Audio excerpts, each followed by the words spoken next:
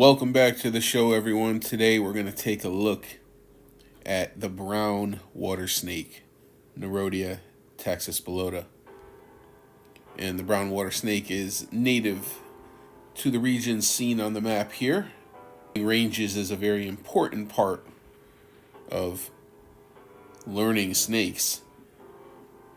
It's just as important as anything else.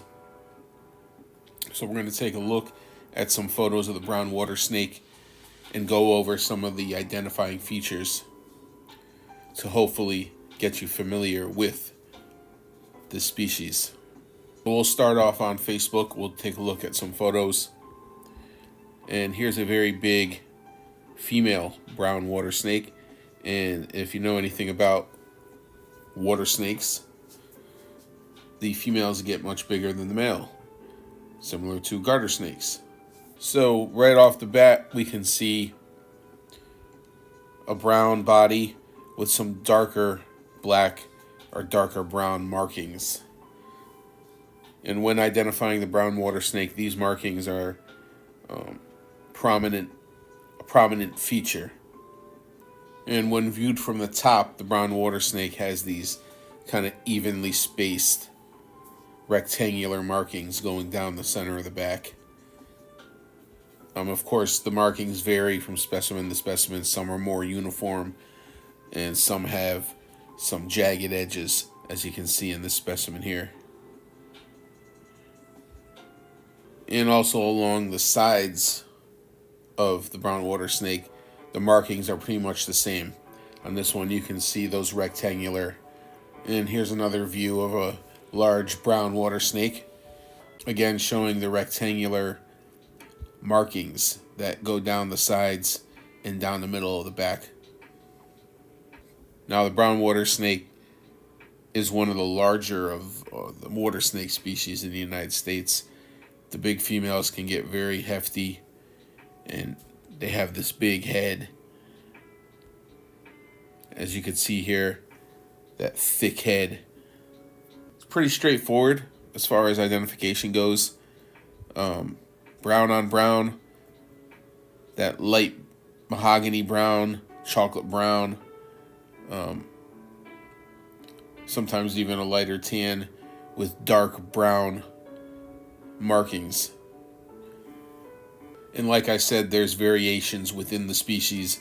Here you can see some of those variations, the different shades of brown and the different shaped markings. Although the markings tend to stay rectangular and blocky, sometimes they could be a bit more round, as we can see on this specimen right here.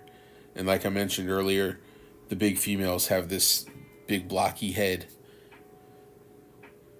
but you can also see clearly the eye.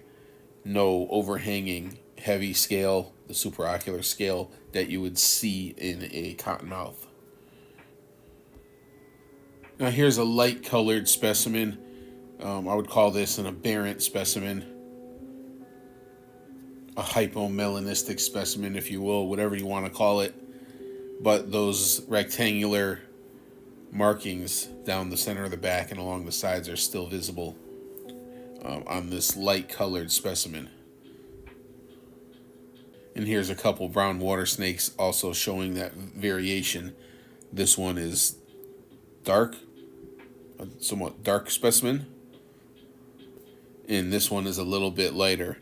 But again, those distinct rectangular markings are what you are looking for on this snake. Now, of course, these markings are not always visible. With any snake, markings can be obscured by dried mud, the angle of the sun. Sometimes these snakes grow algae on their back that can obscure the markings. So you're not always going to be able to identify this snake from a distance, especially if its markings are obscured. If you know enough about water snakes, you may be able, if you can see the head clearly, the eyes clearly, you may be able to at least identify it as a water snake. And this species of water snake, the brown water snake, does feed heavily on fish, as you can see here. Here's another fine specimen of the brown water snake. So there you have it. I hope that by looking at these photos of the brown water snake, eventually you'll become very familiar with their markings and their appearance.